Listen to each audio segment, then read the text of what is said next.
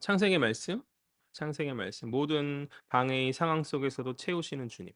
모든 방해의 상황 속에서도 채우시는 주님이라는 제목을 가지고 하나의 말씀 증거하도록 하겠습니다. 지난 시간 우리는 야곱의 그 가정 안에 있었던 그 자녀 번성함, 자녀의 번성함에 대한 스토리를 살펴보았어요. 라반의 집에서 야곱은 두 명의 아내인 레아와 라헬을 얻기 위해 이제 14년간의 수고를 하였고, 그 과정 가운데 이제 그는 11명의 아들과 1명의 딸, 12명의 총 12명의 자녀를 얻는 어 아름다운 은혜를 누리게 되는 것이죠. 그러나 결과는 아름다웠지만 12명이나 되는 자녀의 번성함 가운데 결과는 아름다웠지만 그 과정은 그 결과만큼 아름답지는 않았었다. 가정을 편가르는 남편 야곱의 편애가 있었고, 그로 인해서 이제 소외받는 한 여인 레아가 있었고, 그리고 남편의 사랑은 받았으나 자녀를 갖지 못해 괴로운 이 아내, 또 다른 아내 라헬의 모습들이 이제 함께 어우러짐 가운데 경쟁과 갈등과 다툼의 모습으로 그 가정은 주님 앞에 나아왔고, 어, 상대를 이기기 위해서 자신의 여종들을 드리는 어떤 인간적 판단의 어, 무함들, 그리고 합한채와 같은 어떤 헛된 것을 의지하는 그런 모습들은 믿음의 가정의 그 아름다운 어떤 성숙한 모습의 모습들이라고 할 수 없는 어리석은 모습인 것이죠. 사실 그러한 야곱 가정 구성원 한 사람 한 사람의 그런 모습들로 인해서 하나님께서 그들을 외면한다 할지라도 할 말 없는 그런 부족한 모습이었다라는 것이에요. 그러나 그 모든 과정의 불편한 모습들 속에서도 우리 아버지 하나님께서는 신실하셔서 당신의 그 약속을 지키심 가운데 야곱의 가정 가운데 이제 복 주시는 것이죠. 베델에서 말씀하셨던 그 약속을 지키신 가운데서 야곱의 가정에 복 주신다. 그들 스스로의 어떤 실수와 잘못으로 말미암은 그들이 그렇게 그 모든 과정 가운데서 이제 고통 가운데 있었으나 채워 주시는 주님의 은혜가 있었음을 우리는 지난 시간 살펴보았어요. 여기까지가 이제 지난 시간 우리가 살핀 내용이고, 이제 지난 시간의 내용들이 야곱의 가정 안에서 이제 자녀의 복에 관한 그것을 채우시는 주의 은혜였었다면, 오늘 이어지는 본문의 내용들은 이 야곱의 가정 안에서 그 가정의 어떤 물질적 부를 채우시는, 야곱의 부유함을 채우시는 하나님의 은혜를 담고 있어요.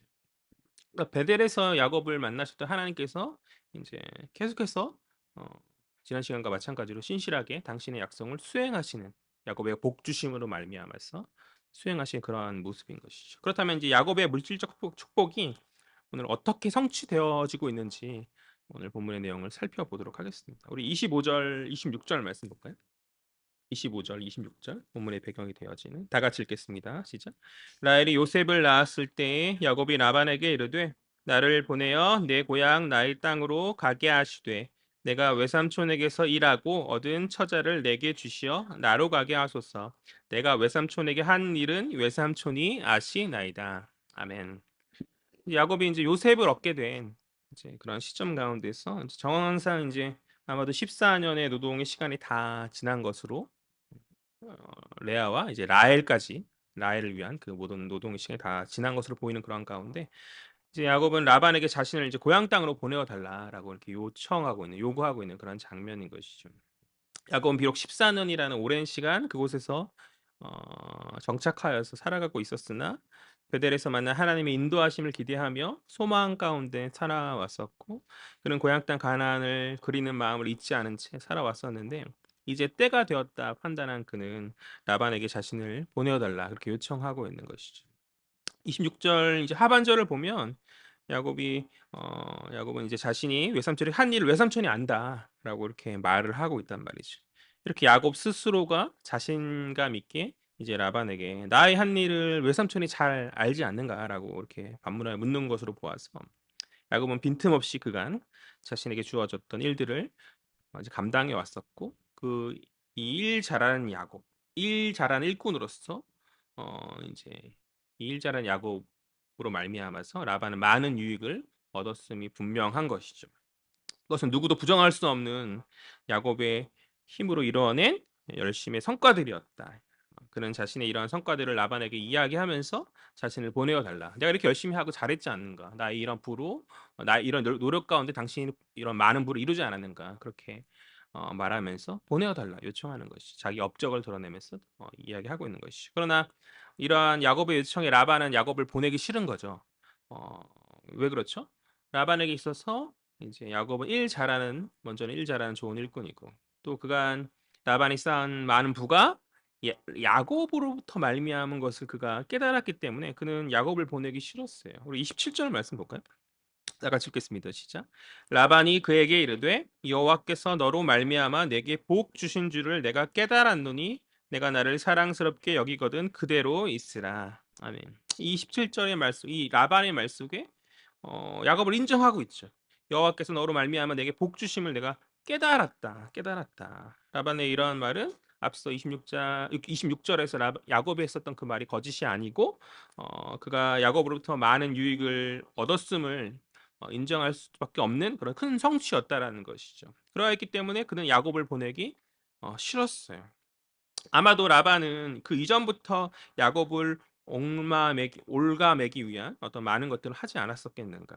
저는 야곱이 라헬을 야곱이 아내 라헬이 이제 요셉을 낳은 이 시점에 라반에게 자신을 이제 보내어 달라고 말한 것에 이유가 있다라고 그렇게 생각해요. 먼저는 이제 14년이라는 노동의 기간이 이제 다 끝난 것도 가장 큰 이유겠으나, 만약 이 시점 가운데서도 여전히 라헬이 자녀를 낳지 못하였다면 라반은 딸을 보호한다는 어떤 핑계로 야곱을 붙잡아뒀을 거라는 것이죠. 당대의 어떤 가부장적 시대적 상황 가운데 남편에게 자녀를 낳지 못하는 여인은 언제든지 남편에게 뭐 요즘 시대는 그렇지 않지만 그때는 너무 옛날 시대잖아요. 그럴 수 있는 벌어질 수 있는 그런 처지가 될 수 있었기 때문에 라반은 아비로서의 책임을 운운하면서 야곱의 성품은 그렇지 않았겠지만, 라헬을 그렇게 사랑했잖아요. 그렇지 않았겠지만 어쨌든 라반은 아비로서의 나름 책임감을 운운하면서 이제 자녀 낳지 못하는 라헬에 대한 어떤 보호의 핑계로 야곱을 떠나지 못하게 했을 가능성이 있다라고 저는 그렇게 생각해요. 그러나 이제는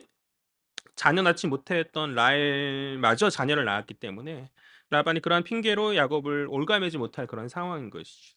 그것을 잘 알고 있던 야곱은 이제 마침내 라헬이 자녀를 낳은 이 시점 가운데 라반에게 자신을 보내어 달라 그렇게 요청하고 있는 것은 아닌가. 적절한 때를 눈치를 보고 있었던 야곱이 그렇게 말하고 있는 것은 아닌가.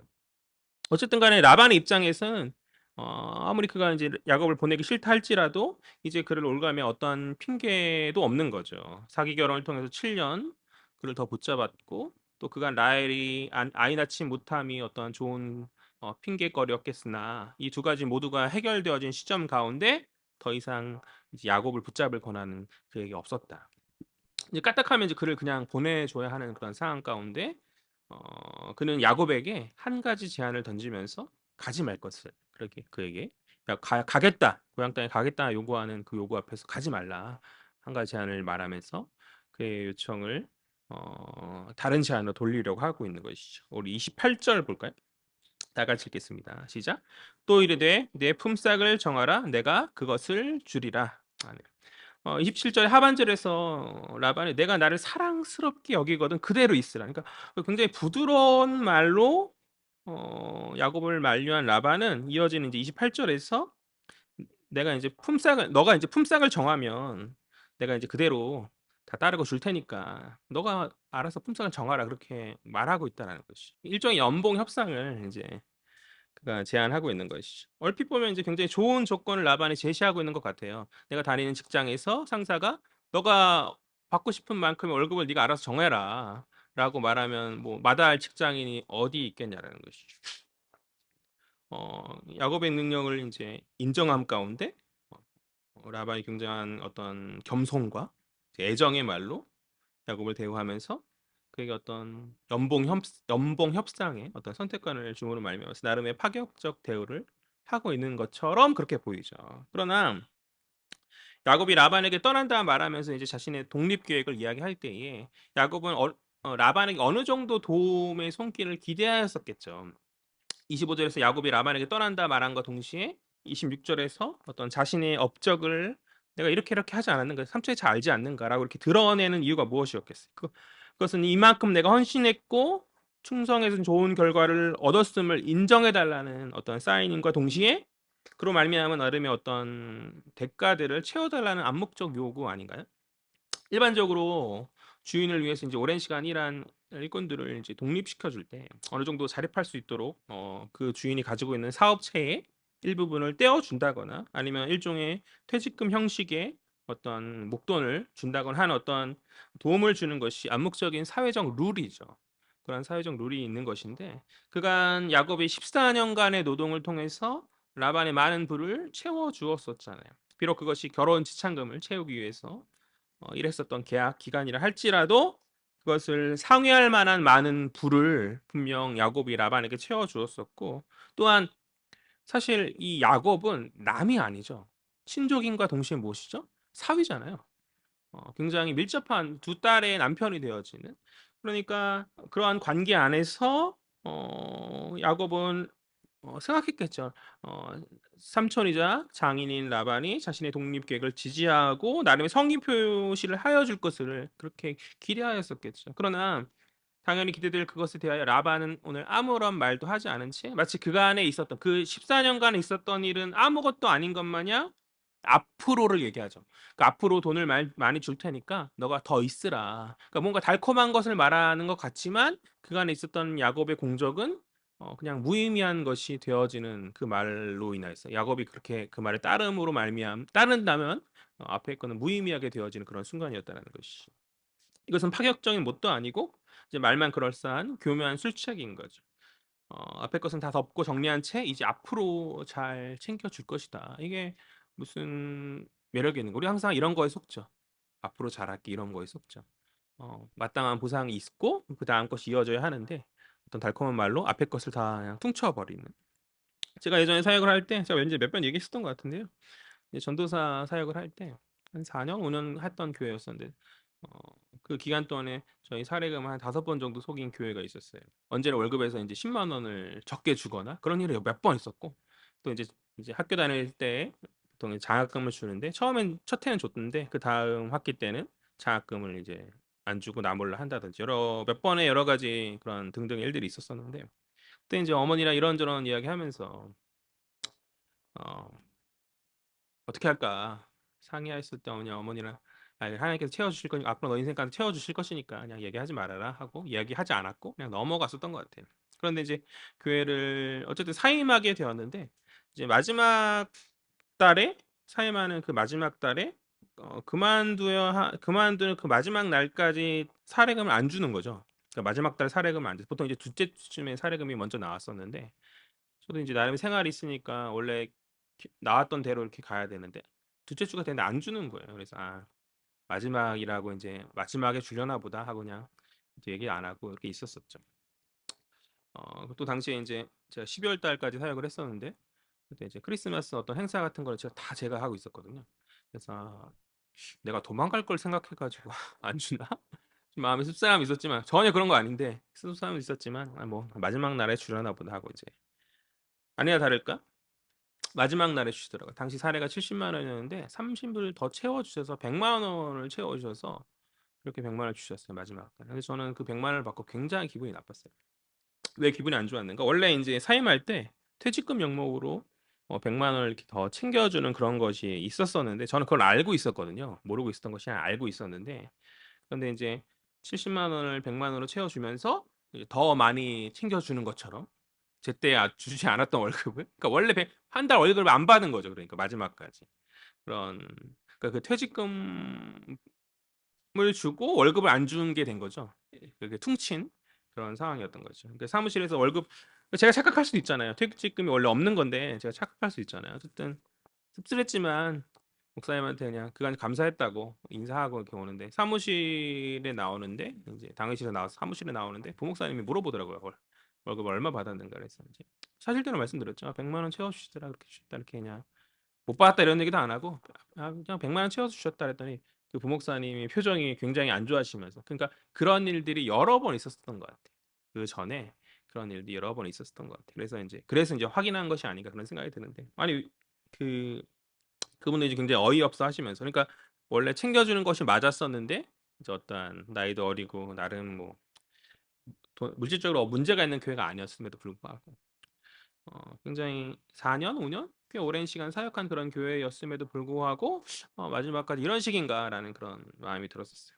그래서 저는 이 오늘 본문 속에 나타난 이 교묘한 라반의 말 앞에 이 야곱의 심정이 무엇인지는 제가 그냥 조금은 이해가 되어지는 것 같아요. 성경 가운데 보니까 야곱은 총 20년의 라반의 집 안에서 10번의 속임을 당했었는데 저는 그 절반이긴 하지만 그래도 조금은 그와 비슷한 마음을 좀 이해할 수 있지는 않겠는가. 어, 앞으로 더 많이 줄 것을 이야기하면서 그럴싸하게 말하나 그간의 공적과 퇴직금을 이제 퉁치는 그러한 모습이 이제 100만 원을 채워주면서 퇴직금 떼어먹는 그런 교회 같은 모습처럼 저는 생각이 들더라고요. 야곱 입장에서는 어이가 없고 자신의 독립의 기대가 깨어지는 그런 답답한 상황인 것이죠. 이어진 29절과 30절이 이제 라반의 이러한 말, 그럴싸한 이제 그러나 어이없는 이 제안에 대한 야곱의 답답한 심정을 잘 반영해주고 있다고 저는 그렇게 생각해요. 우리 29절과 30절 말씀 볼까요? 다 같이 읽겠습니다. 시작. 야곱이 그에게 이르되 내가 어떻게 외삼촌을 섬겼는지 어떻게 외삼촌이 가축을 쳤는지 외삼촌이 아시나이다. 내가 오기 전에는 외삼촌이 소유가 적더니 번성하여 때를 이루었으니 내 발이 이르는 곳마다 여호와께서 외삼촌에게 복을 주셨나이다. 그러나 나는 언제나 내 집을 세우리이까. 아멘. 29절에서 어떻게 어떻게가 두 번이나 반복되고 있죠. 내가 어떻게 외삼촌을 섬겼는데 굉장히 억울함이 잘 묻어난 그 표현이 아닐까 저는 그렇게 생각해요. 표현이 아닌가 그렇게 생각해요. 또는 30절 하반절을 보니까 그러나 나는 언제나 내 집을 세우리이까. 나는 언제나 돼서 내 집을 세우겠냐라고 어떤 야곱의 절규스러운 이 외침은 야곱의 열심으로 말미암아서 라반의 집이 부유하여지고 번성하였음에도 불구하고 야곱을 외면하는 그 마지막에 야곱을 외면하는 이 야곱의 그러니까 어떠한 성실함을 외면하는 그런 라반의 이기심을 야곱이 이제 비난하는 앞선 라반이 어이없는 제안을 따를 수 없음을 야곱이 이제 거부하고 있는 거죠. 나는 그것을 따를 수 없다. 아니 내가 이렇게 했는데 삼촌은 세워졌지만 나는 어떻게 세우란 말인가. 야곱이 단호히 그것을 거부하면서 나아가고 있는 야곱은 다 자신의 어떤 답답함을 라반에게 토로하고 그것을 내가 따르지 않겠다. 그 제안을 거부하고 있는 그런 장면인 것이죠. 이제 라반 입장에서 나름 파격적인 제안으로 이제 미끼를 던졌다 싶었는데 자신의 생각과는 어, 다르게 야곱이 반응하니까 예전에 야곱이 아닌 거죠. 예전 첫째 레아를 보낼 때 그때 야곱이 아닌 것이죠. 그래서 이제 라반은 야곱에게 두 번째 제안을 던지면서 이야기하고 있어요. 그것이 이제 31절 말씀이죠. 31절 다 같이 읽겠습니다. 시작. 라반이 이르되 내가 무엇으로 내게 주랴? 야곱이 이르되 외삼촌께선 내게 아무것도 주지 않아도 나를 위하여 이 일을 행하시면 내가 다시 외삼촌의 양떼를 먹이고 지키리이다. 아멘. 31절 상반절. 라반의 제안이 무엇이죠? 내가 이제 무엇으로 내게 주랴? 무엇으로 내게 주랴? 지금 라반은 일종의 어떤 선불식으로다가 이제 목돈을 그에게 주어줄 것을 이야기하고 있는 것 같아. 내가 뭐든 말해라. 너가 독립한다고 그러니까 그러면 어느 정도 큰 자금을 줄까? 이렇게 이야기하고 있는 것 같아요. 그러나 큰 돈을 미리 받는다고 좋아할 것이 아닌 것이 그 받은 어떤 목돈의 분량만큼 이후에 어떻게 해요? 야곱은 여전히 라반의 집에 종속되어서 갚아 나가야 하는 거죠. 그러니까 애초에 지금 야곱의 이 자리 이 시점에서 야곱의 제안은 독립이고 자신의 어떤 독립을 위해서 어떤 그간의 애씀에 대한 정당한 어떤 보상 안에서 적당한 부분을 야곱이 가족들이 이제 많아졌잖아요. 그 가족들이 이제 먹고 살 만큼의 적당한 부분을 야곱이 원하였던 것인데 그러한 야곱의 요구인 독립에 관해서는 라반이 전혀 고려하지 않은 채 독립의 요구를 제외한 다른 것들을 주겠다. 그 이후에도 부리겠다라는 것이죠. 월급 주든지 아니면 목돈 큰 목돈으로 그것을 갚아나게 하든지 어쨌든 그렇게 라반은 야곱을 부리겠다. 너를 보내주지 않겠다. 그렇게 이야기하고 있는 장면이라는 것이죠.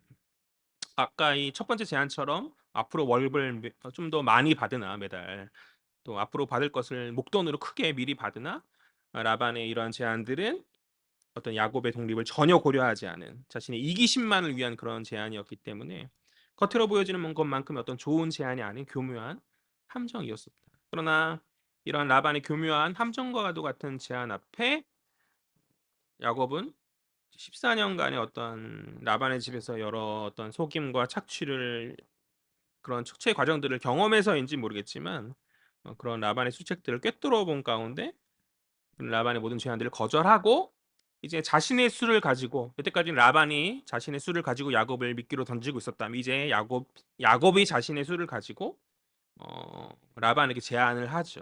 그 야곱의 제안이 무엇이죠?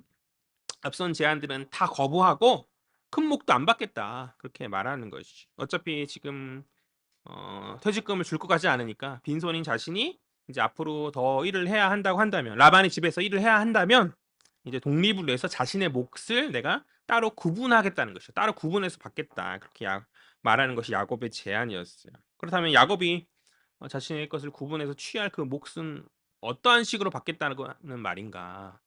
그것이 이제 32절, 33절. 야곱이 취할 그 몫이 무엇인가? 32절, 33절 말씀이죠. 다 같이 읽겠습니다. 시작. 오늘 내가 외삼촌의 양떼 두루 다니며 그 양 중에 아롱진 것과 점 있는 것과 검는 것을 가려내며 또 염소 중에 점 있는 것과 아롱진 것을 가려내리니 이 같은 것이 내 품삯이 되리이다. 33절. 후일에 야삼촌께서 오셔서 내 품삯을 조사하실 때에 나의 의가 내 대답이 되리이다. 내게 혹시 염소 중 아롱지지 아니한 것이나 점이 없는 것이나 양 중에 검지 아니한 것이 있거든 다 도둑질한 것으로 인정하소서. 아멘. 성경은 이제 아롱진 것, 점 있는 것, 검은 것 이렇게 이야기하고 있는데요. 한마디로 이제 무언가 다양한 무늬의 어떤 색이 있는 어떤 희귀한 것들을 말하는 거죠. 희귀한 것들. 일반적인 많은 다수에 있는 것들이 아니라 소수의 어떤 희귀한 무늬나 색깔을 가지고 있는 그런 것들. 그러니까 그러한 것들. 앞으로 태어날 가축들, 양이나 염소 그 가축들 가운데서 그런 희귀한 것들이 나오면 그것을 이제 라반의 소유해서 자신의 것으로. 그러니까 야곱이 자신이 치는 가치관들. 그러니까 야곱이 라반의 모든 것을 다 다스리지 않았을 거 아니에요. 모든 가축들을 다 쓰지 않았을 거 아니에요. 라반에게 받은 어떤 일정 부분의 어떤 자신이 감당할 그 분량 안에서 그 중에서 희귀한 것들이 나온다고 한다면 자신의 것으로 구별하겠다. 이건 내 거다라고 이제 선을 그으면서 내 거 자기 주장을 하겠다. 그런 이야기를 하고 있는 것이죠. 야곱은 지금 굉장히 손해 보는 제안을 라반에게 하고 있는 거예요. 당시에 이제 보통 불임 당하는 그런 목자들이 태어나는 가축의 10에서 20% 정도의 그런 비율로 자기의 몫을 챙겼다고 해요. 그러니까 10마리 태어나면 한 마리 내지 두 마리 정도는 뭐 그 정도의 몫을 잘했으면 야곱은 잘했으니까 두 마리 정도 챙길 수 있는 능력이 되는 사람이었겠죠. 그렇게 챙겼다고 하는데 어 오늘 보니까 양과 염소에 대해서 말하잖아요. 양 같은 경우는 이제 무늬가 있는 그런 것이 흔하지 않죠. 양은 보통 우리가 딱 생각할 때 어떤 색이죠? 흰색이잖아요.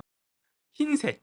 보통 흰색인데 검은 양은 제가 본 기억이 없었던 검은 양이 있긴 하는가요? 검은 양도 굉장히 드물 것이고 야곱은 양들 가운데서 이제 아롱지고 점 있는 등의 무늬가 있거나 이제 검은색을 가진 그러니까 희귀한 것들만 자신이 취할 것을 제안하죠. 염소의 경우도 이제 비슷하게 야곱의 라반에게 제안하는데 양과의 차이가 있어요. 양과의 차이가 있다면 일반적으로 이제 양은 흰색이 많죠. 검은색은 거의 없잖아요. 가끔씩 있긴 하고. 근데 염소 같은 경우는 흑염소가 많죠. 그래서 양과 똑같은데 검은 염소는 라반이 가져라. 그러니까 야곱은 손해 보는 제안을 하고 있는 거예요. 그러니까 양 같은 경우는 어떤 흰색을 제외한 어떤 무늬 있는 것을 자기가 가진다고 하는 반면에 염소 같은 경우는 검은색이 많으니까 많은 것은 라반이 가져가고 무늬 있는 것만 자기가 갖겠다. 어떤 많은 것을 양보함 가운데 희귀한 것을 취할 것을 라반에게 이야기하고 있다는 것이죠. 그러니까 야곱의 이러한 양보하는 이러한 제안 앞에서 음, 라반이 거절할 이유가 없는 것이죠. 매력적인 제안이 아닐 수 없으니까. 보통 10에서 20%의 어떠한 그런 몫을 목자들이 가져가는데 그것 미만의 것으로 라반의 어떤 팽글팽글 돌아가는 머리 가운데 그것을 판단했겠고 그래서 이제 허락하죠. 그 34절 말씀. 라반이 이르되 내가 내 말대로 하리라 하고 아멘. 그러니까 손해 볼 것이 없다고 판단한 라반은 야곱의 요구대로 할 것을 말하면서 그 제안을 이제 승낙하는 거죠. 그러나 야곱의 이러한 손해가 어떤 빤히 보이는 이러한 그런 후에도 불구하고 야곱이 이러한 제안을 하는 이유가 있었던 거죠. 그는 어, 다채로운 무늬를 가진 어떤 희귀한 가축을 만들어내는 비결을 어, 알았던 거예요. 야곱이. 그러나 그가 그렇게 생각했던 거죠. 그러니까 자신이 그걸 알고 있다라고 생각했던 거죠.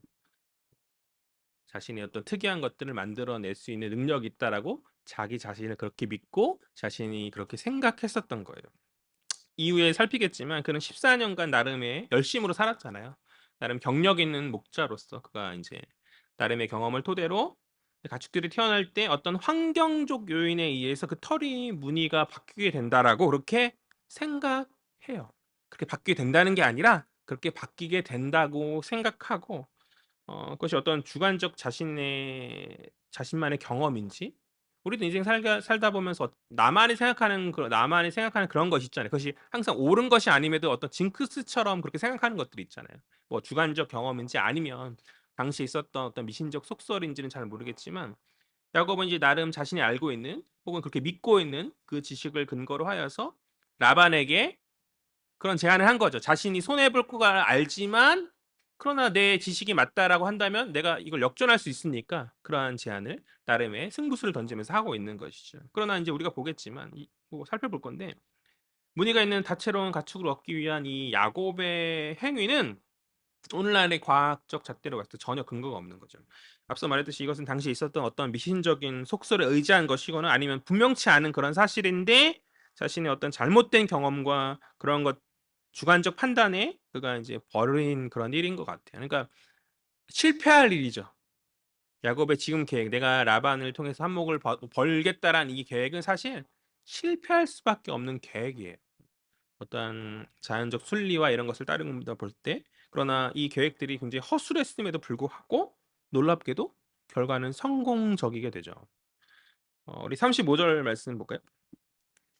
35절 다 같이 읽겠습니다. 시작.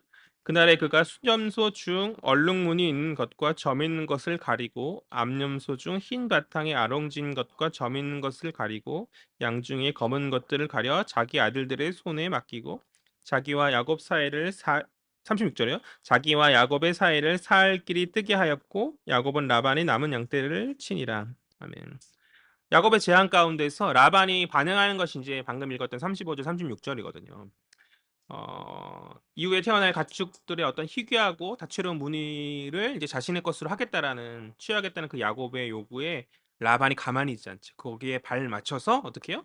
두 가지 조치를 취하고 있음을 성경은 이야기하여 주고 있는 거예요. 그중에 이제 하나는 야곱의 칠 가축의 무리 가운데서 그가 취할 다채로운 무늬와 어떤 희귀한 무늬를 가진 것들과 이제 그렇지 않은 것들을 이제 분리하죠, 라반이. 분리하고 어떻게 해요? 자신의 아들들에게 다 가져가게 해요. 어떤 것을? 희귀한 그런 것들 다 가져가게. 그러니까 오직 흰색만, 오직 한 가지 색만 있는 것들을 이제 야곱에게 주는 거죠.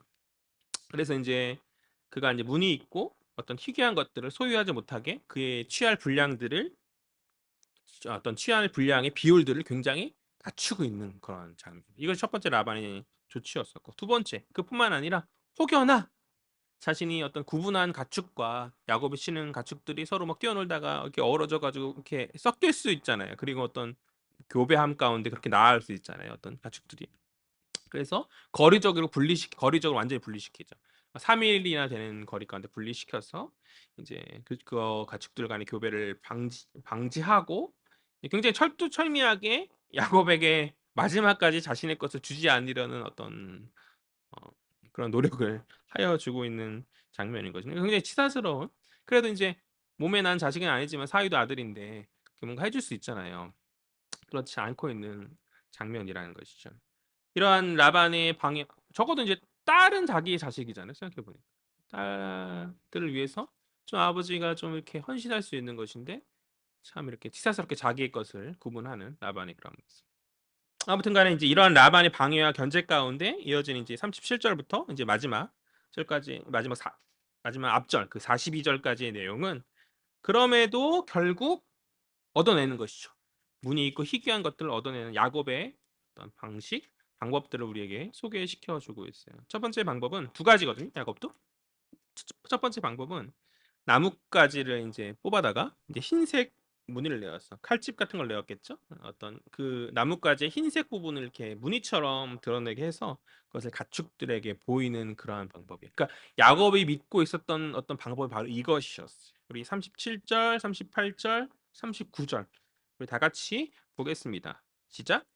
야곱이 버드나무와 살구나무와 심통나무의 푸른 가지를 가져다가 그것들의 껍질을 벗겨 흰 무늬를 내고 그 껍질 벗긴 가지를 양떼가 와서 먹는 개천의 물 구유에 세워 양떼를 향하게 하매 그때가 물을 먹으러 올 때에 새끼를 베니 가지 앞에서 새끼를 뱀으로 얼룩얼룩한 것과 점이 있고 아롱진 것을 낳았더라. 아멘. 야곱은 이제 버드나무, 살구나무, 신풍나무의 줄기를 가져다가 뭐 나무의 종류가 뭐 중요하겠어. 나무의 종류에 뭐 어떤 의미가 있겠어. 그냥 근처에 있는 나무들을 가져왔겠죠. 그런 나무의 줄기를 가져다가 그것의 껍질을 벗겨서 흰색 무늬를 낸 가운데 그것을 이제 개천에 물 먹는 곳에 세워두었다. 그래서 그것을 가축들이 보게 함 가운데 새끼를 보게 하였다. 그렇게 성경 이야기하여 주고 있어요.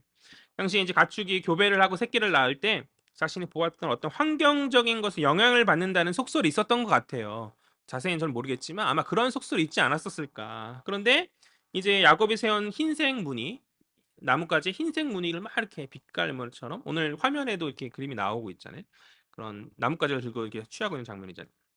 흰색 무늬가 있는 가지를 이제 가축이 이제 보았기에 그 속설의 영향대로 이제 무늬나 어떤 점 있는 새끼들이 이제 생겨날 것을 야곱이 기대하였었겠죠. 그러나 이것은 우리가 잘 알잖아요. 과학적 근거 전혀 없는 것이죠. 우리가 배웠듯이 양이나 염소의 무늬가 있고 없으면 그 어미의 유전적 형질에 의한 것이죠. 그 어미이거나 그 앞선 세대의 어떠한 유전적 형질에 의한 것이지 어떤 무늬를 보았고 그렇지 않고서의 차이가 아닌 거죠.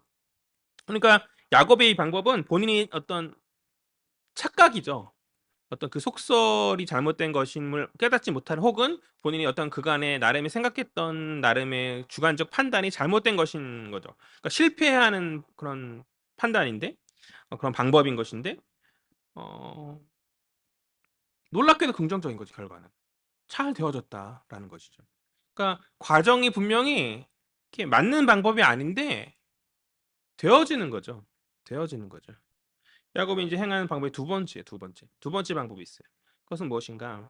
앞선 계획보다는 저는 이 두 번째 방법은 좀 더 합리적이고 타당한 계획처럼 여겨지는데 그것은 건강하고 튼튼한 것과 그렇지 않은 것의 부분이죠.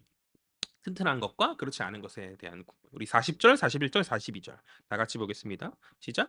야곱이 새끼 양을 구분하고 그 얼룩무늬와 검은 빛이 있는 것을 라반의 양과 서로 마주보게 하며 자기 양을 따로 두어 라반의 양과 섞이지 않게 하며 튼튼한 양이 새끼 뵐 때에는 야곱이 개천에다가 양떼의 눈앞에 그 가지를 두어 양이 그 가지 곁에서 새끼를 베게 하고 약한 양이면 그 가지를 두지 아니하니 그렇게 함으로 약한 것은 라반의 것이 되고 튼튼한 것은 야곱의 것이 된지라.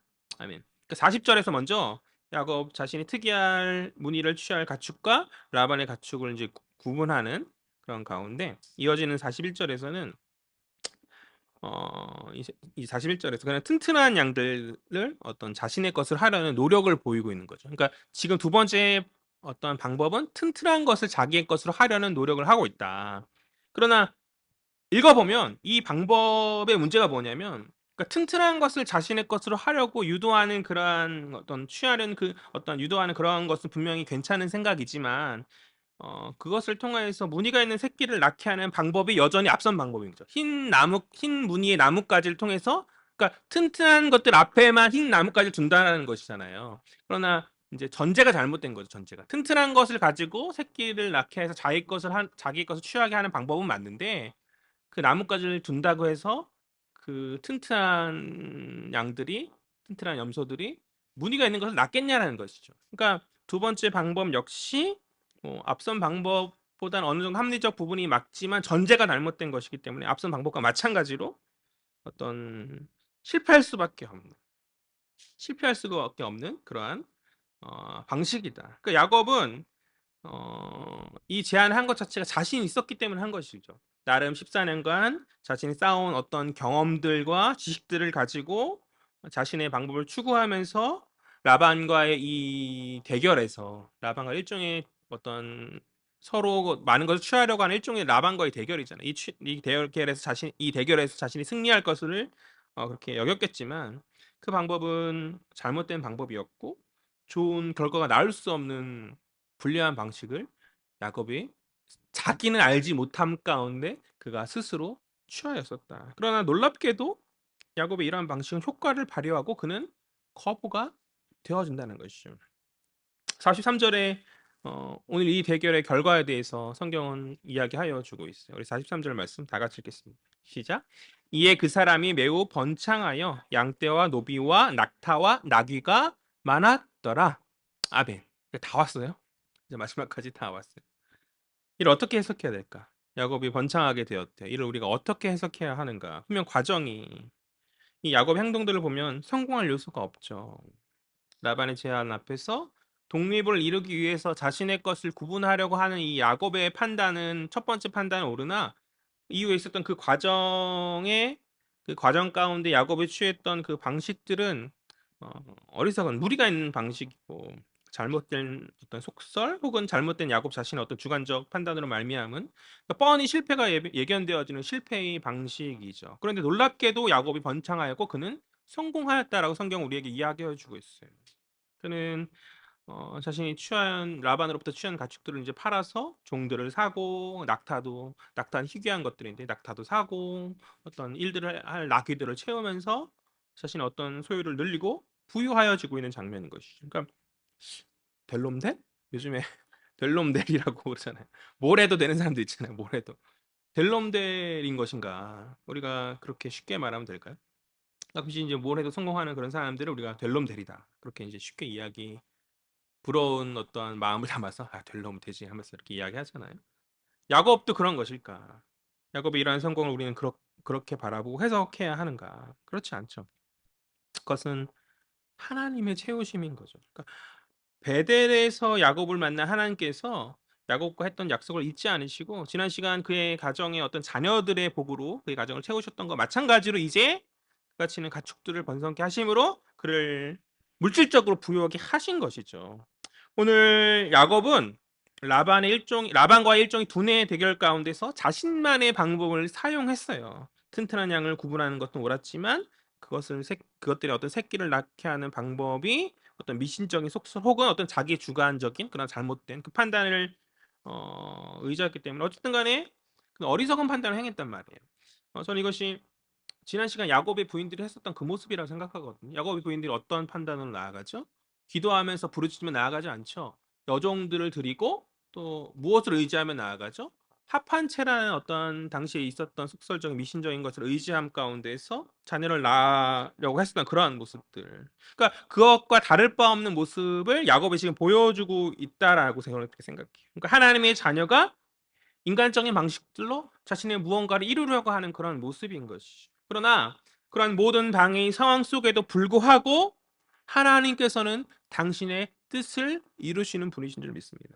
저는 오늘 야곱이 취했던 자신만의 어떤 여러 이런 방법들이 하나님의 사역에는 방해였다고 생각해요. 하나님의 사역에는 방해였다. 오늘 본문을 대할 때 야곱을 견제하고 그가 가지 못하게 하는 그 라반을 일반적인 큰 방해라 여기고 우리가 문제라 여기지만 사실 그 모든 과정 가운데 마치 합판치와 같은 어떤 미신적인 나무까지 세워놔서 그런 화이트 매직 아니에요. 그 흰 나무 흔들으면서 새끼를 낳게 하겠다는 어떤 이 미신적인 방법을 취한 야곱 역시 방해이죠. 그러니까 라반만이 하나님의 사역의 방해가 아니라 사실 엄밀히 살펴보면 야곱 역시 주의 뜻에 스스로의 인생임에도 불구하고 하나님께서 허락하신 방해의 모습으로 나아가고 있는 것은 아닌가. 우리가 그러한 것을 너무 간과하고 있는 것 같아요. 만약 야곱이 이러한 것을 하지 않았다 할지라도 야곱은 성공했을 거예요. 아니 오히려 더 하나님께서 그를 담담히 믿음과 인내 가운데 순종하는 그를 기쁘게 여기시고 그에게 더 많은 복을 주셨으리라 저는 그렇게 생각해요. 사실 그의 아버지 이삭이 그런 모습으로 나와서 하나님의 많은 복을 누리지 않았었나요?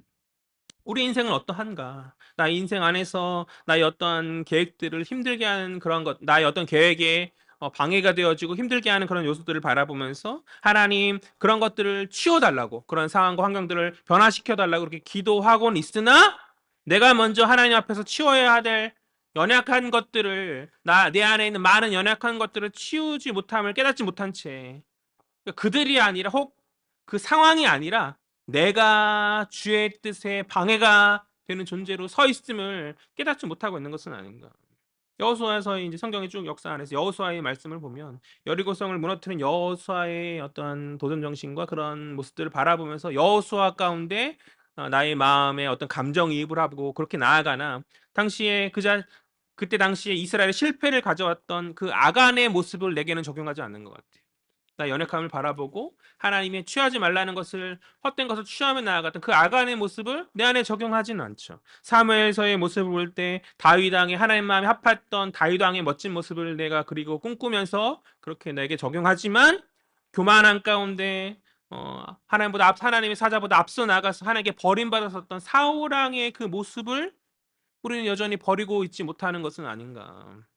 우리 항상 긍정적인 것들에 나의 어떤 것들을 내게 적용시키면서 그러나 어떤 부정적인 것들에 나는 마치 그것이 아닌 것 마냥 하나님 앞에서 뻔뻔하게 나아가고 있지는 않냐라는 것이죠. 오늘 라반의 방해를 우리가 말하지만 야곱의 인생에 라반의 방해를 말하지만 어쩌면 하나님의 계획 안에 야곱이 사실 더 큰 방해인 거예요. 이 모습을 볼 때. 그러니까 라반만 방해되는 존재가 아니라 야곱의 그 모습, 어떤 행위 하나하나가 다 하나님의 사역의 방해인 거죠. 그가 여전히 베델에서 하나님을 만났음에도 불구하고 그가 여전히 어, 그의 가정을 어떤 영적인 어떤 질서로 지난 시간 살폈듯이 다스리지 못하였고 오늘 여전히 인간적인 방식을 버리지 못하는 이런 모습들은 그의 그런 연약함이 하나님의 일들에 더 큰 방해가 되어지는 것이 아닌가. 그러나 우리가 깨닫는 것은 우리 하나님께서는 신실하시기에 모든 인간적인 방법들과 교묘한 술책과 경쟁과 다툼의 상황에 제한받지 않으시고 방해받지 않으시고 당신의 뜻을 이루시는 분이라는 사실인 줄 믿습니다. 그러기 때문에 이런 하나님의 신실함은 신자에게 은혜이죠. 왜요? 우리 역시 야곱처럼 분명 연약할 거거든요. 우리 역시 야곱처럼 분명 연약하고 실패하고 넘어지고 하나님의 사역에 도리어 방해가 되고 거침이 되어지는 그러나 우리 주님께서는 우리의 연약함과 우리 어떤 걸림의 그런 모습들에 전혀 개의치 않으시고 방해받지 않으시고 제한받지 않으시고 당신의 백성을 승리하게 하여 주시는 당신의 승리하심 가운데 당신의 백성 역시 그 안에서 승리하게 하여 주시는 분이신 줄 믿습니다. 우리가 믿는 하나님의 신실함 그 신실함이 은혜가 되고 위로가 되는 것이 바로 이러한 이유 때문 아닌가요? 오늘 본문을 살펴볼 때 표면적으로는 야곱과 라반의 대결을 이야기하고 야곱이 라반과 싸우고 있는 듯 보이나 그 이면에는 하나님 당신의 백성의 어리석음과 싸우고 계시지 않는가? 저는 그렇게 해석합니다. 그러니까 야곱과 라반의 대결처럼 보이죠. 그것이 맞죠, 표면적으로는. 그러나 그 내면을 살펴볼 때 하나님 당신의 백성과 싸우고 계신 것이 아닌가. 이 백성의 어리석음과 잘못된 판단과 싸우고 계신 것이 아닌가. 우리 인생도 마찬가지 아닌가. 우리가 주의 자녀로서 믿음의 사람으로서 세상과 싸우고 있다 말하나 우리 변함없는 어떠한 연약한 심령을 주님 바라보신 가운데 혹 주가 우리와 싸우고 계신 것은 아닌가. 주가 우리의 연약함과 싸우고 계신 것은 아닌가. 언제까지 그래야 합니까? 왜 그것을 바꾸고 변화시키지 못하고 언제까지 우리 주께서 그렇게 홀로 외로이 그러한 싸움들을 감당하며 서 계셔야 하는 것이죠? 그리고 언제까지 주의 뜻 밖에서 살아갈 것이죠? 말씀을 듣고 깨달음 가운데 회개와 변화를 가져올 수 있는 저와 여러분 되었으면 좋겠어요. 각자 하나님 앞에서 인생의 그 모습 안에서 하나님 앞에 어떤 걸림의 모습들이 각자 다 다를 것이기 때문에 저는 뭐 하나 콕 집어서 뭐라 말할 수 없을 거예요. 그러나 스스로 하나님 앞에서 나의 그 연약함들이 있잖아요. 이제 그런 연약함을 우리가 주목하여 보고 하나님 은혜만 주목하고 항상 어떤 그런 것이 아니라 나의 스스로의 연약함을 먼저 주목하고 그것을 변화시킴 가운데 성숙한 모습으로 우리가 하나님의 은혜에 이제 우리가 반응하며 나아가야 하지 않는 것인가. 바뀌지 않는데 나의 어떤 행실과 나의 어떤 판단이 바뀌지 않는 여전히 인간적인 판단을 의지하고 여전히 세상 것들을 추구하며 살아가고 그렇게 나아가는데 왜 예배자로 온전히 서지 못합니까? 그러니까 주일날 예배드리는 것뿐만이 아니라 삶의 그 곳곳 현장에서 우리는 하나님을 높이는 왜 예배자로 성숙한 신자로 우리는 서지 못합니까?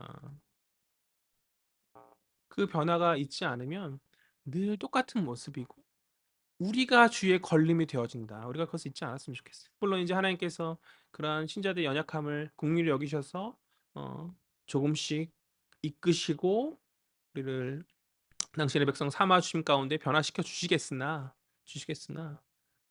우리가 먼저 주의 앞에서 주의 은혜에 반응함 가운데 바뀌어질 수 있잖아요. 다른 모습으로 나아갈 수 있잖아요.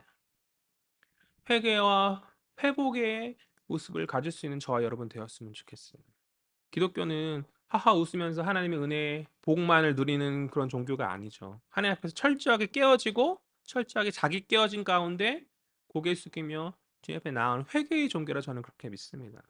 오늘 다 아무것도 안 해도 하나님이 야곱의 복 주셨다. 우리가 그렇게 생각하면 안 돼요.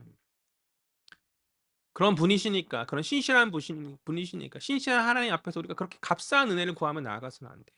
그런 분 앞에, 그런 은혜의 감격함 가운데, 그런 은혜의 주님 앞에서 하나님 이렇게 하셨는데, 그 야곱의 그 라반의 요구와 같죠. 야곱이 말하잖아요. 내가 삼촌께 이렇게 했었는데, 내게 어떻게 이렇게 대할 수 있는가? 하나님 마찬가지로 우리에게 말씀하신다고 생각해요. 내가 너에게 이렇게 지금 하고, 이런 신실한 하나님으로 내가 너에게 서 있는데, 너희가 어찌 이러한 모습으로 나아가고 있는가? 그 하나님의 말씀 앞에서 그 하나님의 그 어떤 야곱과 오버랩되는 그 말씀 앞에서 우리가 우리 스스로 좀 변화시키면서 나아가야 하지 않을까?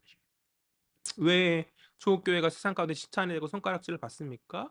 머리로는 이미 다 알고 있고 다 생각하지만 여전히 세상 그 모습을 버리지 못하고 변화로까지 나아가지 못하고 있기에 우리가 온전한 예배자로 하나님 앞에서 변화된 모습으로 서 있지 못하기 때문에 세상에서 여전히 똑같이 그냥 세상 사람들과 구별되지 않고 다를 바 없는 모습으로 나아가는 거죠.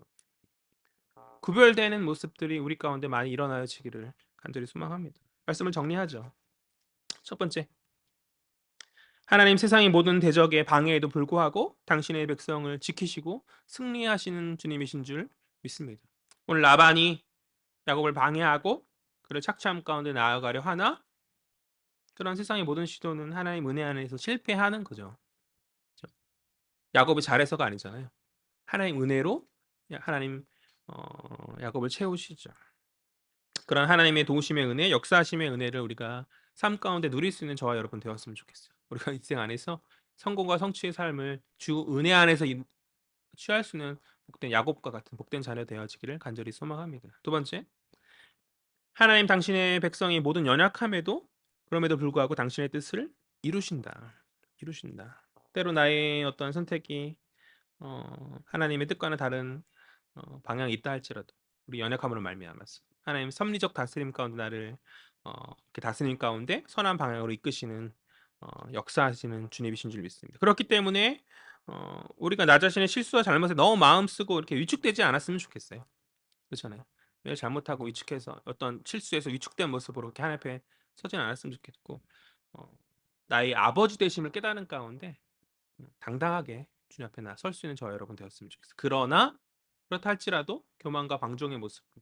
주님 다 용서해 주시는데 나를 잘 되게 하시는데 그냥 뭐 인생 뭐 내 뜻대로 살아보지 이러한 생각을 갖고 있다면 그것은 이제 주님의 은혜를 값싼 은혜로 만드는 거죠.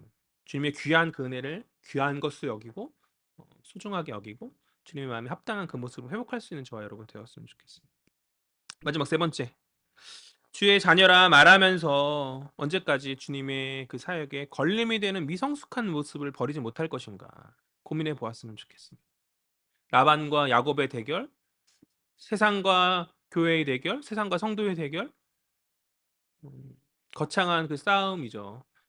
어떤 그 싸움 앞에서 그러나 내가 주의 걸림이 되고 있지는 않은지, 내가 주의 사역에, 내가 어떤 주님의 마음에 주의 마음을 시원케 할 성도가 아니라 주의 마음에 아픔이 되는 아픈 손가락으로 있지는 않은지.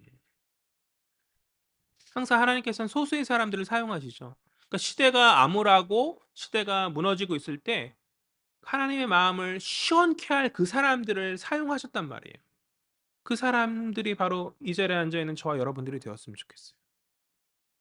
하나님의 마음을 시원케 하고 얘가 진짜 내 자녀지. 하나님 하늘에서 다스리는 보좌에서 그렇게 우리 인정하는 그 얼마나 상상만 해도 얼마나 기쁜 장면이에요. 그런데 이제 그것이 아니라 하나님 우리를 바라보시면서 가슴을 치시면서 내가 이렇게 너를 불렀는데 내가 너를 이렇게 은혜를 주었는데 이것을 내가 너에게 이것을 이렇게 한 것을 알지 않느냐? 라는 하나님의 음성이 우리 각자의 개인의 또 우리 교회의 공동체 안에 들린다면 그것만큼 비참하고 아픈 일이 어디 있겠어요. 우리가 진짜 하나님 앞에서 어떠한 자로 서 있는지 저는 모르죠, 각자의. 그러나 하나님 보시기에 정말 잘하였다. 마지막 그때 착하고 충성된 종아.